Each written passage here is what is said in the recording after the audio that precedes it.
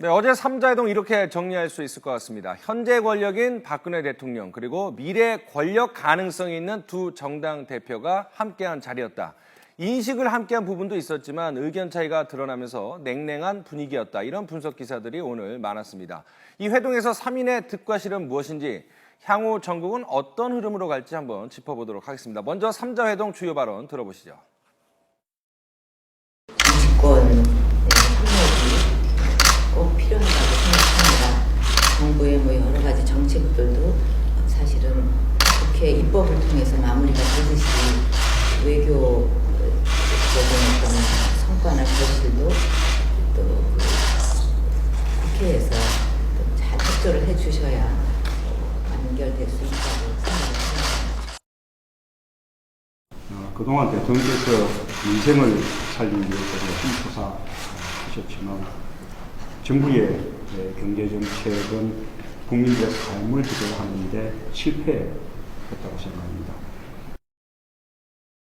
우리나라만 겪는 것이 아니라 지금 미국을 제외한 전 세계 경제가 다 지금 어려운 위기에 직면해 있기 때문에 이것에 있어서 여야가 같이 이해하고 협조하는 것이 중요하다고 생각됩니다. 자, 먼저 정 교수님께서 어제 회동에 대해서 총평부터 먼저 해주시죠. 예, 그 분위기는 매우 화합적이고 네. 부드러웠는데 네. 내용적인 면에서는 공수가 치열하게 전개되는 네. 그런 분위기였고 네. 김한길 전 대표하고 박근혜 대통령 만날 때는 뭐 분위기도 딱딱했고 뭐 살벌할 정도의 어떤 그렇습니다. 그런 네. 그 분위기였는데 네. 분위기 일단 좋았고요.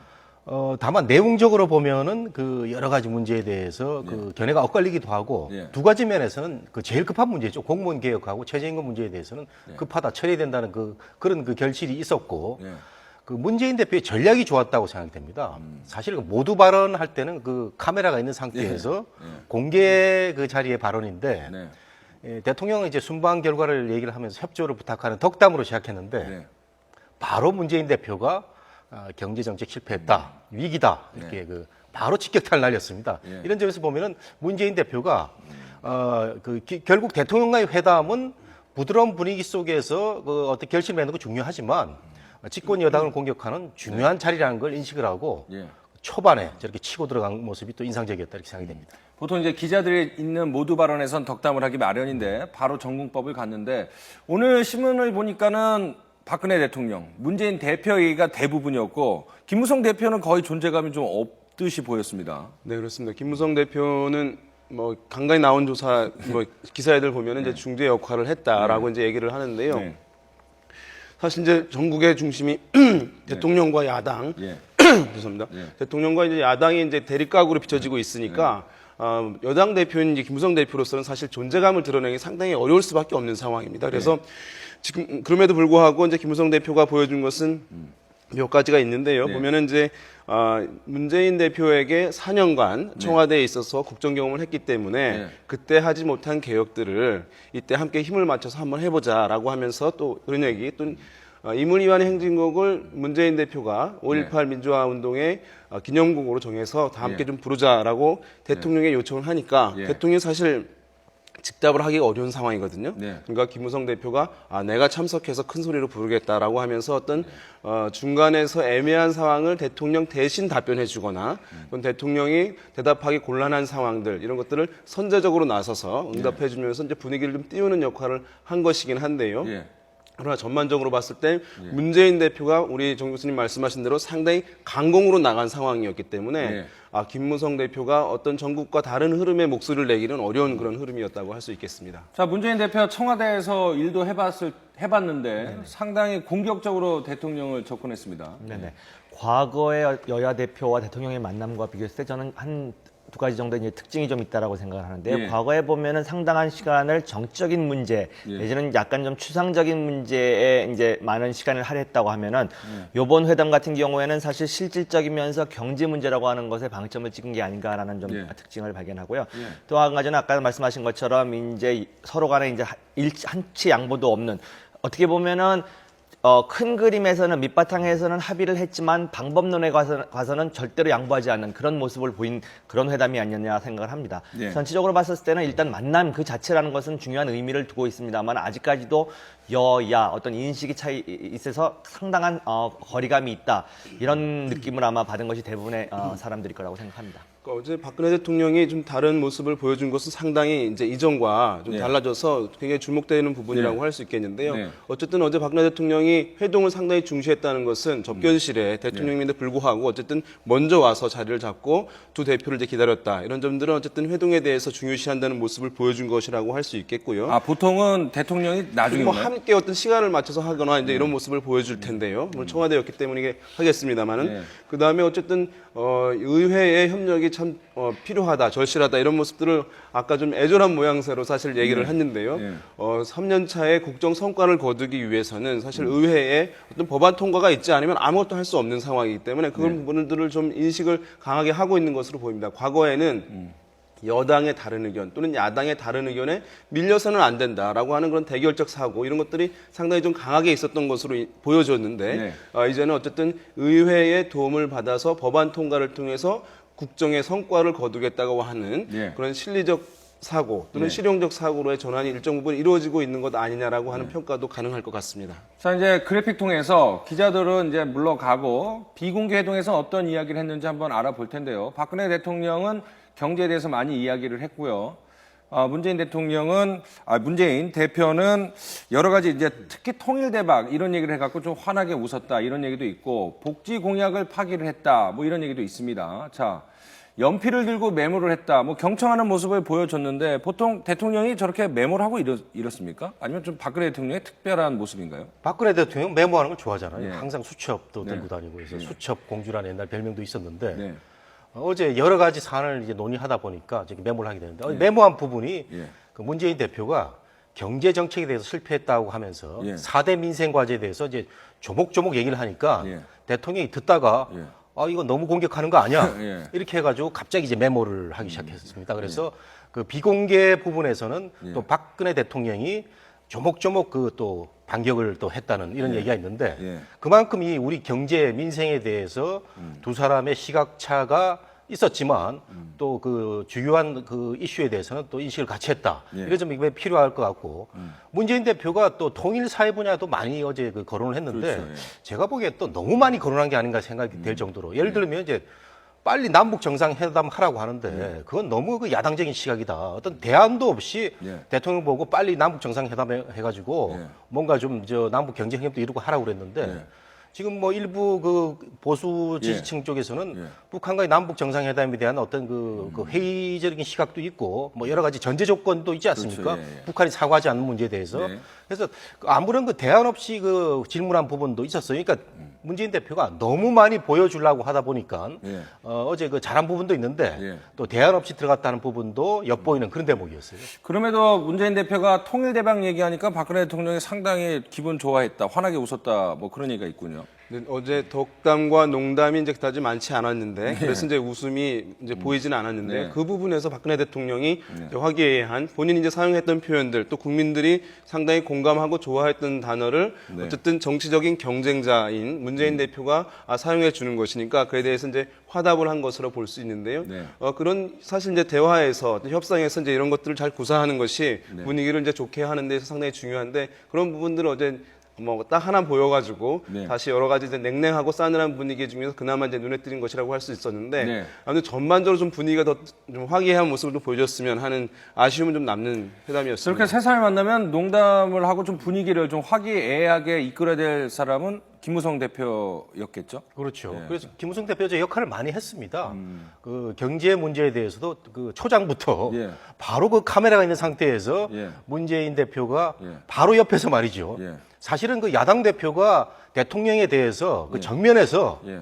당신 경제 정책 실패했다, 위기다, 국민의 삶을 그 해결하는데 실패했다 이렇게 얘기 쉽지 않거든요. 그렇죠. 그 얘기를 이제 문재인 대표가 참모들하고 이제 작전을 짜가지고 작심을 하고 들어간 겁니다. 네. 그래서 박근혜 대통령이 굉장히 어제 그 머쓱했을 겁니다. 그리고 속으로도 굉장히 그 기분이 안 좋았을 텐데 그것을 또 그 초장에 김무성 대표가 잘 매끄럽게 분위기를 이끌었어요. 예. 세계 경제가 다 어려운데 왜 우리 정부만 잘못했다고 하느냐 이런 점으로 또 분위기를 이끌어갔고 예. 부분에서 그 입법부의 협조 이런 걸 잘 이끌어내서 예. 김무성 대표가 존재감이 없을 수도 있는 자리에서 아주 그 신중하게 네. 그 분위기를 잘 마련했다. 예. 우리가 이제 회담에서 공수교대가 막 그 지나치게 전개되다 보면은 이게 긴장되고 쓸데없는 그 어떤 분위기가 딱 한번 노출되는데 이것을 이제 김무성 대표가 잘 그 조절했다 이렇게 평을 할 수 있을 것 같아요. 그러니까 회동 전에 예상했던 대로 김무성 대표는 중재 역할을 충실히 한 것으로 보이고요. 뭐 경제 이야기를 많이 했다고 하는데 박근혜 대통령은 경제 살기를 도와달라 이런 얘기를 했고, 근데 이제 문재인 대표는 또 다른 요구를 했는데 어떤 이야기가 오고 왔는지 그래픽 보시죠. 먼저 박근혜 대통령은 경제에 대해서 이런 얘기를 했습니다. 경제를 살리려고 하는데 한번 해볼 수 있는 기회를 달라. 한이 맺힐 것 같다. 경제를 못 살리면 얼마나 한이 맺히겠느냐. 이렇게 호소를 했습니다. 그런데 이제 문재인 대표는 경제사령탑 교체 없이 정책 기조를 바꾸겠다고 하는 건 공감을 얻지 못하고 한계가 있을 것이다. 이렇게 얘기를 했는데 먼저 문재인 대표 얘기부터 하죠. 딱 집어서 최경환 경제부총리의 교체를 요구를 했습니다. 그렇습니다. 뭐 최경환 경제부총리 그 개인의 어떤 그러니까 교체 이것도 중요하지만 제가 볼 때는 저기에 담겨 있는 내용이 상당히 다른 내용이 있다라고 생각을 합니다. 지금 현 정부가 추진하고 있는 경제 성장 모델 내지는 이런 것들에 대한 정책적인 변화가 지금 요구되는 상황이고, 지난 2년 내지는 좀 더 멀리 본다면은 지난 이명박 정권 때부터 이제 시행돼 왔던 이런 경제 정책 모델 자체가 우리나라에 지금 제대로 어떤 효과를 보고 있지 못하다라고 하는 것을 말하고, 그거의 어떤 상징적인 인물로서 이제 최경환 경제부총리를 지목한 것이 아닌가라고 저는 해석을 하고 있고요. 예. 이 부분에 대해서는 이제 박근혜 대통령의 입장에서 봤을 때는 좀 억울한 측면이 있을 겁니다. 뭐 어떤 경제를 요리할 수 있는 좀 도구를 주고 재료를 주고 나서 이제 뭐 잘못됐다 잘됐다 이런 평가가 있어야 되는데 이제 3년 차를 맞이하는 이 시점에 와가지고 국회는 도와준 것도 별로 없이 잘못됐다라고 하는 비판만 한다는 것 자체가 좀 억울한 측면이 있겠습니다만은 지금 총론, 그러니까 경제를 우리나라 지금 현 단계에서 살려야 된다. 이 부분에 대해서는 아마 여야 모든 국민이 공감을 하는 부분이겠지만 이것이 이제 강론으로 들어갔을 때 어떤 방법으로 그럼 경제를 살리는가 해서는 아직까지도 여당, 그러니까 문재인 대표 아주 상당한 거리감이 있고요. 이 부분에 대해서는 향후에도 정치적으로도 상당한 어떤 마찰이 있을 수 있는 여지는 있다고 보고, 이제 어저께 이제 소통의 의미를 이제 만나가지고 소통을 한 거에 대해서도 이제 많은 의미를 갖는 분들도 계십니다만은 저는 여기서 한 걸음 더 나아가서 사실 경제 성장 모델 내지는 경제 운영 모델이라고 하는 것은 정치 문제처럼 서로 대립각만을 이룬 것이 절대 아닙니다. 어떻게 보면은 상대편의 좋은 생각들은 포용할 수 있고 이런 부분이 있기 때문에 앞으로 좀 더 자주 만나고 어떤 경제 시각에 대한 어떤 간격이 있다면 이것을 좁혀나가고 합의할 수 있는 것들은 빨리빨리 합의해 나가고 차이가 있는 것들은 좀 더 논의를 하고 이런 발전적인 모습을 국민들은 기대하는 게 아닌가라는 생각을 해봅니다. 근데 어제 말이죠. 그 경제 문제에 대해서 그 현실 인식은 같았는데 안 좋다는 현실인지. 그렇죠. 그 해법이 이제 달라서 이게 앞으로도 이제 총선이나 다음 대선에서도 큰 이슈가 될 걸로 보입니다. 예를 들면은 지금 경제 문제 어떻게 할 거냐 그랬는데 지금 정부는 고용을 일궈내 가지고 일자리 창출해 가지고 경제 한번 일으켜 봐야 된다는 생각이고, 어제 대통령이 얘기를 했고 임금도 올리고요. 임금도 올려야 되는데 정부는 이제 적절하게 많이 올리면 기업이 부담이 되니까 이제 적절하게 올리자는 거고, 문재인 대표는 최근에 문제는 경제다 그러면서 계속 소득주도 성장론을 얘기를 하고 있거든요. 그래서 최저임금을 올려야 되는데 여당이나 정부처럼 많이 올려야 된다는 겁니다. 뭐 한 20% 두 자리 숫자로 올려야 된다는 건데, 이게 보면은 야당에 좀 더 그 디테일한 그 대안이 좀 필요하다. 그럼 기업은 어떻게 달랠 것이며 또 두 자리를 올리면 앞으로 인플레 문제도 있고, 그다음에 제가 대학에 있다 보니까요. 그 학생들의 취업이 굉장히 걱정이 많이 되는데 최근에 그 한 2년 사이에 대기업에서 그 채용 인원이 한 14만 명에서 12만 명까지 떨어졌습니다. 그러면 대통령이 얘기한 그 고용 일자리 창출도 맞거든요. 그런데 조금 더 심도 있는 논의가 있었으면 더 좋았을 거다 이런 생각도 들었어요. 자, 이제 구체적인 논의가 조금 부족해서 아쉬웠다 이런 평가하셨는데, 자, 어쨌든 박근혜 대통령이 경제를 살리지 못하면 한이 맺힐 것 같다. 사실 대통령 입에서 이제 한이 맺힐 것 같다. 읍소에 가까운 그런 절실함을 보였습니다. 그러니까 대통령의 애절함이 느껴지는 표현이었거든요. 그리고 박근혜 대통령 다운 그러니까 박근혜 대통령이 굉장히 어쨌든 서민들이 이제 친화적이고 공감할 수 있는 표현을 사용하는 이제 근데 좀 특유한 기법을 좀 발휘를 잘 하시는 편인데 어제 이제 그 중에서 하나 뽑자면 방금 나온 한이 맺힐 것 같다는 표현인데요. 굉장히 박근혜 대통령이 최근에 어쨌든 뭐 지금까지 보면 규제 개혁이라든가 이런 것들을 강조하고 또 이제 경제 성장이라든가 경제 활성화를 굉장히 강조하고 있는 것인데 그것이 이제 빈말이 아니라 이 부분에 대해서 굉장히 사활을 걸고 있구나. 라고 하는 것을 좀 진정성 있게 국민들이 아마 좀 이 부분에서는 뭐 여야를 떠나가지고 느낄 수 있는 표현이지 않느냐. 이것은 사실 한이 맺힐 것 같다는 표현은 아무리 사실 꾸며서 할 수 있는 표현은 아니거든요. 그런 면에서 국회가 지금까지 법안 통과를 상당히 지체시키면서 하고자 했던 경제 활성화에 발목을 잡아온 것이 사실이다라고 하는 인식을 은연중 사실 드러낸 것이기도 할 수 있겠고요. 그래서 여러 가지 논란이 있지만 어쨌든 4월 임시국회에 이런 법안들을 주기를 굉장히 강력하게 이제 요청하는 자리였거든요. 이제 그에 대해서 의회가 어떻게 반응할지 이제 봐야 되는데요. 어쨌든 어제 그럼에도 불구하고 이제 정부에서 하고자 하는 서비스 산업 발전 기본법 같은 경우는 문재인 대표가 보건과 의료 부분을 뺀다면 이것을 이제 처리에 이제 동의하겠다라고 하는 입장을 밝히면서 일정 정도 어쨌든 해법들에 대해서 동의하는 모양새를 끌어냈기 때문에 그런 부분들이 4월 임시국회에 성과를 낼 수 있을지 주목해 봐야 될 것 같습니다. 근데 그 부분도 제가 말씀 좀 드리고 싶은데 보건의료 빼면요 서비스 발전 기본법 알맹이 다 빠지는 겁니다. 그 우리나라에 그 의료 기술이 발달돼 있으니까 외국인 관광객 유치해가지고 그거 좀 해보자는 거 아니겠어요? 근데 이걸 또 반대를 했으니까 이것도 언론에 알려진 거와는 달리 상당히 앞으로도 그 충돌 조절 과정이 남아 있습니다. 아, 그렇군요. 예.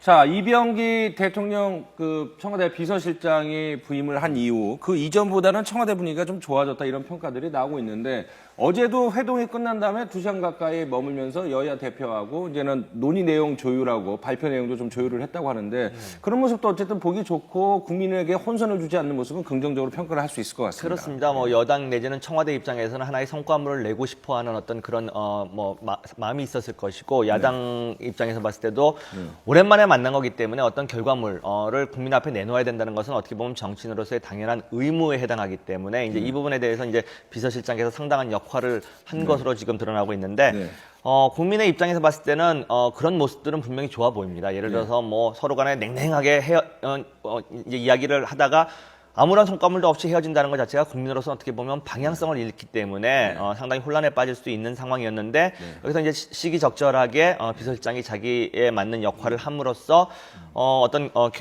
이렇게 내용, 그러니까 디테일에 들어갔을 때는 좀 간극이 있습니다만은 그래도 큰 그림에서 합의된 내용들을 공동으로 발표하고 이런 모습들은 국민에게는 상당히 긍정적으로 평가될 수밖에 없고 지금 최근에 보면은 박근혜 대통령의 지지율이 상당히 회복되고 이제 상승을 하고 있는 국면 중에 이유 중에 하나가 이제 이런 소통의 모습들이 하나의 원인이 아닌가라는 생각을 해봅니다. 사실 교체됐을 당시에는 상당한 잡음도 많았고 문제가 많이 제기됐습니다만은 교체가 된 이후에 지금과 같이 여야 당 대표들을 만나고 자주 만나고 그다음에 소통을 하고 서로가 양보하면서 건설적인 어떤 방향으로 추진해 나간다고 한다면은 지지율 자체가 더 회복될 수도 있는 것이고 그렇기 때문에 이제 좋은 방향으로 갈지 않을까라는 생각을 해봅니다. 어제 보면은 이제 3자 회동이 끝나고 이제 약 2시간 가량 이병기 비서실장이 이제 주재해서 미팅을 이제 가졌는데요.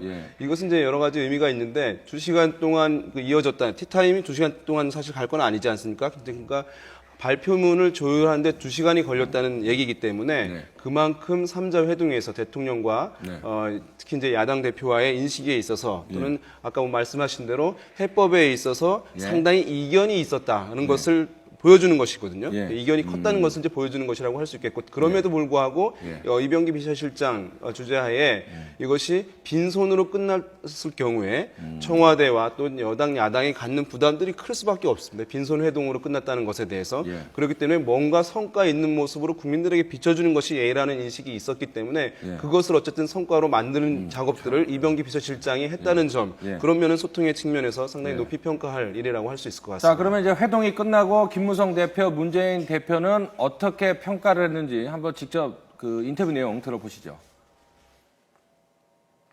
모두 발언에서 보시다시피 문재인 대표께서 여러 가지 주장을 했습니다. 거기에서 뜻을 같이 하는 부분도 있었지만은 대부분은 서로 간에 좀 뜻이 달랐습니다. 그래서 그런 부분 정리하는 데 시간이 좀 걸렸습니다. 일부 의견이 일치하는 부분도 있었고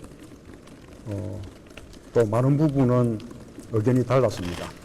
하지만 대통령의 생각을 알 수 있었고 또 대통령도 제 이야기를 경청해 주셨습니다. 그것이 오늘의 성과라고 생각을 합니다.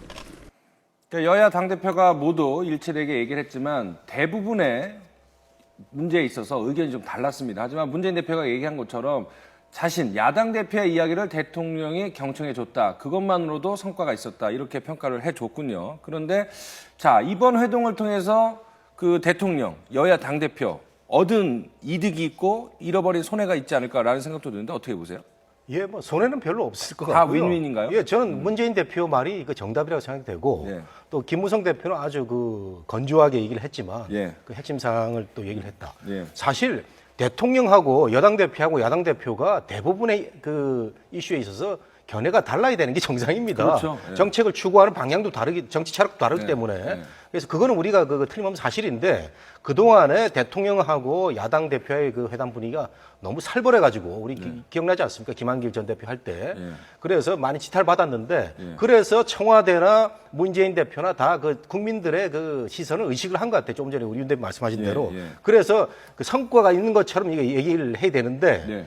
근데 저는 그 성과를 만들기 위해서 너무 후속 작업이 디테일했다. 무려 2시간이나 그 여야 대표가 그 남아가지고 청와대에 남아가지고 그 참모들이 자구 수정하는 것까지 다 지켜보면서 저렇게 발표를 했는데 그러니까 3자 회동보다 조율하는 게 더 시간이 걸렸네요. 그렇죠. 예. 그게 과연 바람직하냐, 생산성이 있느냐. 그래서 저는 대통령과 여야 대표 회담도 사실은 뭐 이렇게 종이 놓고 이런 것보다는 네.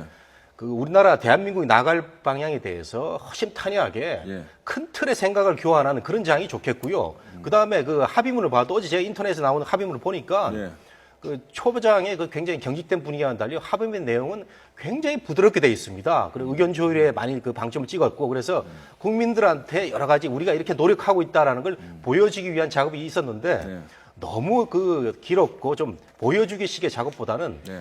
큰 틀에서 대통령 여야가 만났다. 좋은 내용이었다. 이렇게 담백한 방향은 어땠을까 이런 생각도 좀 듭니다. 예. 어쨌든 이제 어제 회동을 끝나고 어쨌든 박근혜 대통령은 그동안 이제 불통 논란이 굉장히 심하게 시달렸기 때문에 야당 대표를 만나서 이런 데 의견 다른 것들을 상당히 이제 깊이 있게 청취해줬다, 경청해줬다 그런 이제 이미지를 획득을 한 것이거든요. 그래서 아마 이 시간 이후로는 어제 회동 이후로 박근혜 대통령에 대한 불통 논란은 상당 부분 불식될 가능성이 높다 이렇게 예. 볼 수 있겠고 예.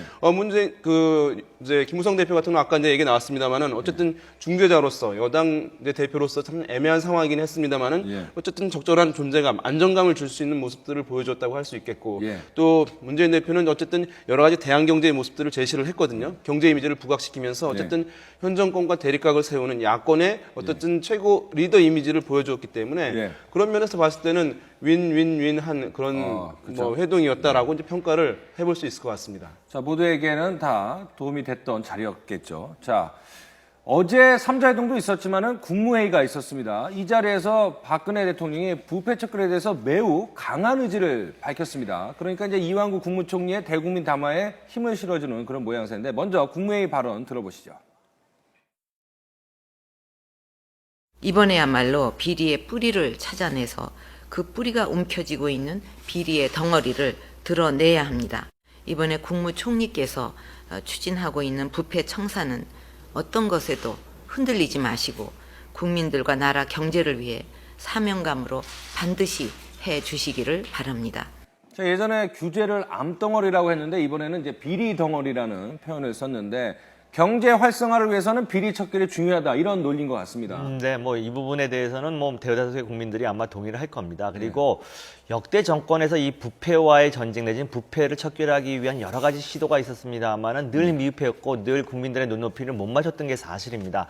그리고 이번 대통령에게 어떻게 보면은 저를 포함한 많은 국민들이 가장 크게 기대를 하고 있는 부분도 어찌 보면은 세계 경제가 어렵기 때문에 못할 수도 있지만 비리 척결이라고 하는 것, 부패 척결이라고 하는 문제는 어떻게 보면 정권의 의지가 담겨 있는 문제이기 때문에 이 문제 하나만이라도 제대로 해결을 하고 한다면 제가 보기에는 이번 정권은 성공한 정권이라고 될 수 있을 정도로 큰 문제입니다.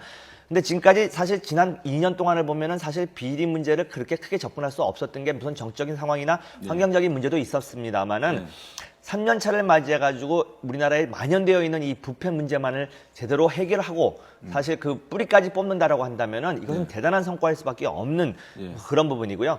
이와 관련돼가지고 지금 경제가 사실 이것을 통해서 경제 활성화의 어떤 출구를 모색하는 것도 좋은 경제 정책이라고 할 수 있는 것이고 이와 관련돼 가지고 지금 뭐 여러 이제 수사기관들이 동원돼 가지고 각종 이제 비리를 지금 수사하고 있는 것으로 알고 있는데 이제 그 중에 하나가 이제 뭐 방산 비리라든지 지금 포스코 건설과 관련돼 있는 비자금 조성이라든지 이런 부분들이 있는데 이제 문제는 이것이 수사가 확대되면 확대될수록 어찌 보면은 전 정권과의 핵심에도 접근할 수 있는 그런 문제이기 때문에 좀 조심스럽게 접근해야 되는 부분이긴 합니다만은 반드시 해결해야 할 문제인 것만큼은 아마 동의하실 지금 말미에 뭐 말씀을 하셨지만은 이번 부정부패 척결에 그 이면에 정략적 의도가 있지 않느냐 이런 의구심이 이제 언론을 통해서 나오고 있는데 거기에 대한 답인 것 같다는 생각도 좀 들어요. 그렇습니다. 앵커 잘 보셨는데요. 그 집권 3년 차에 저런 그 부패 척결을 선언하는 것은 여러 가지 국정 동력에 드라이브를 건다. 국면 전환용 이런 그 뭐 우리가 숨길래야 숨길 수 없는 그런 그 시각이 있어요. 그리고 뭐 내년 총선이라든가 여러 가지를 이제 고려한 그런 선택을 보이는데 그 비근한 예가 이제 1995년에 YS 정권 때 3년 차에 이제 뭐 역사 바로 세우기 해가지고 노태우 비자금 등등 해서 뭐 아주 우리 사회가 굉장히 그 자정을 향한 정부의 의지를 많이 발표했는데 그 다음 총선에서 이겼어요. 그렇죠. 뭐 135석인가를 차지했죠. 예, 이겼는데 저는 그 뒤를 보자는 겁니다. 김영삼 정부가 너무 큰 걸 벌이다 보니까 경제에 대한 그 어떤 그 감각이 둔해져 가지고 바로 그 다음에 IMF가 왔습니다.